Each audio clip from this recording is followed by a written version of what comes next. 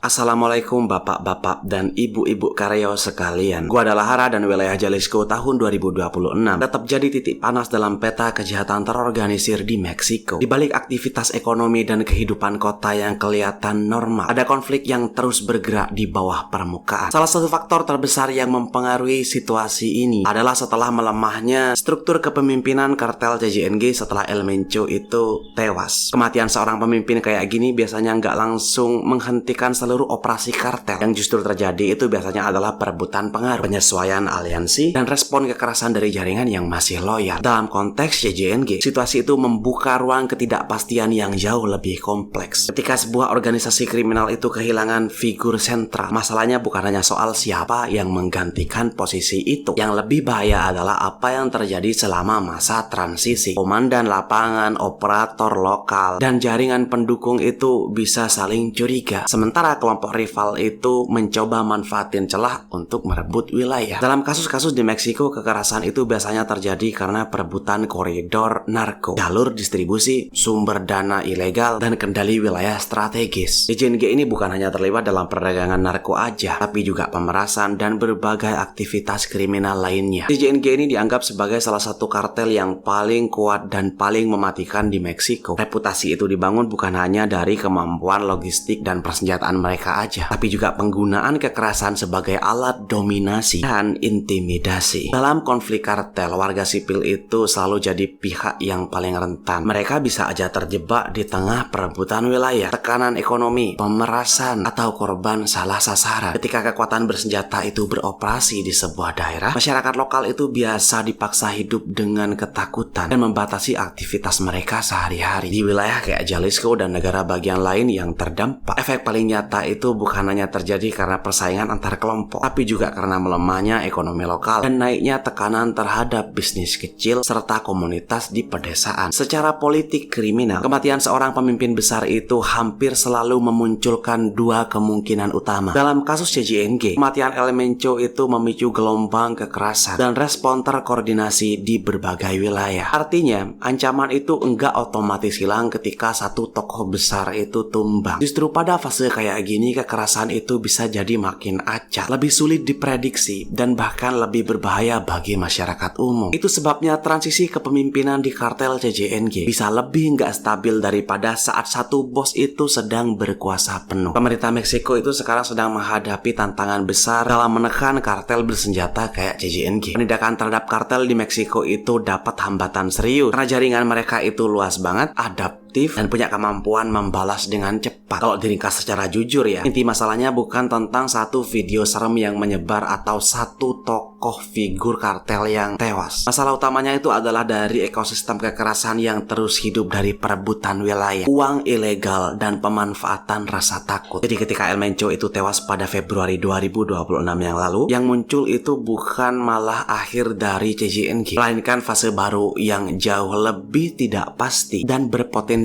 lebih brutal lagi. Di sisi lain, dengan habisnya pemimpin CJNG ini, anggota yang masih setia itu berusaha untuk nyingkirin sebanyak mungkin saingan, bahkan warga sipil, agar mereka ini nggak kehilangan wilayah atau membiarkan ekspansi yang bisa menghilangkan keuntungan mereka. Dan dalam video dari CJNG pada bulan Mei 2026 yang lalu, mereka memperlihatkan kalau mereka ini masih sangar, dimana dalam video itu mereka ngabisin seorang faksi saingan yang adalah dari kartel Del Noreste.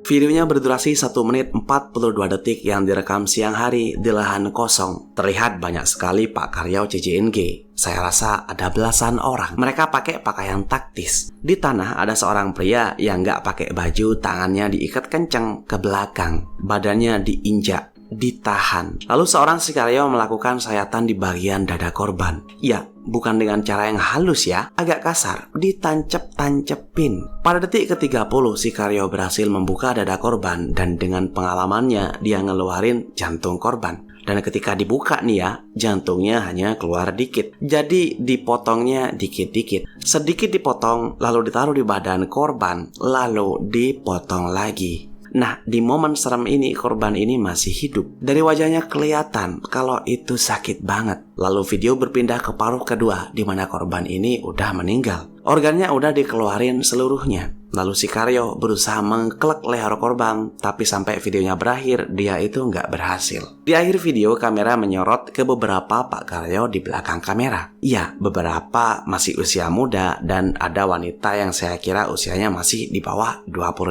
tahun. Mereka kelihatan santai, senyum-senyum dengan sorotan kamera itu. Dan videonya pun berakhir.